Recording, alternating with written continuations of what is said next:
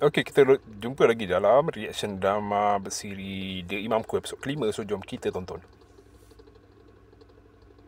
Apa nak jadi dengan kamu ni, ha? Makin cerodik, ha? Makin biadab, bukannya makin beradab. Papa tu kan dah minta maaf. Apanya nak berdendam lagi? Tak ada siapa pun faham perasaan Maira ni. Sakit hati ni tau ni. Tak ada siapa pun ambil kisah. Diorang semua cakap pasal Lily. 24 jam pasal Lily. Lily je. Astagfirullahalazim. Cempaka yang tak nak faham kesedihan papa dengan mama tu. Ha? Cubalah belajar memaafkan. Ha? Bukannya berdendam. Elok dah dia dengar. Supaya jiwa kamu tu tenang. Tak adalah asyik mengamuk aja tak tentu pasal. Okey, itu dia. Apa nak jadi dengan kamu? Okey, itu dia pasal Apa nak jadi dengan kamu? Apa nak jadi dengan kamu? Apa nak jadi dengan kamu? Apa nak jadi dengan kamu? udahlah tu. Dia ada background lah. Umairah ni kenapa dia semacam kerek semacam je. Dia ada daddy issue lah dengan papa dia. Dengan papa dia, masalah keluarga lah. Tapi ada yang kata ada vibe 7 hari mencintai-ku. Bila masuk watak-watak macam apa,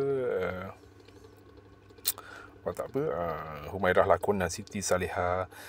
Tu ada Siti Zabedah, yang mana nak Rafiq kahwin cepat-cepat dengan Humairah. Rafiq ni boyfriend, sepatutnya boyfriend ni lah, boyfriend Humairah. Tapi macam sangkut je. Macam Rafiq ni macam orang kata Rafiq ni ada apa, ada something. Lepas tu ada watak Lily. Lily ni lakonan Zara Zia. Tapi saya tak tahu apa background Lily ni. Kenapa dia dalam kenapa dia masuk dalam cerita Humairah dan Nek Bunga ni. Kesian Lily. Dia yang kena ambil tanggungjawab jaga anak madu dia. Okey. Ke Lily ni kahwin dengan papa si Humairah. Lepas tu okey.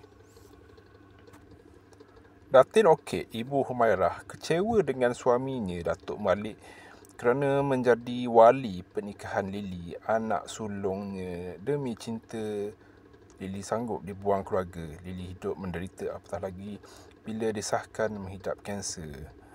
Okey, so macam Lily ni kakak kepada Humairah lah sepatutnya. Ke macam mana? Tapi itulah, lain macam je treatment yang Lily dapat sampai dibuang keluarga.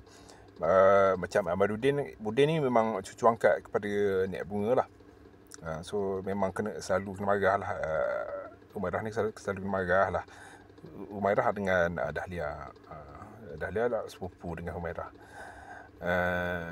Okey, tu je lah. Kita jumpa lagi dalam episod ke-6.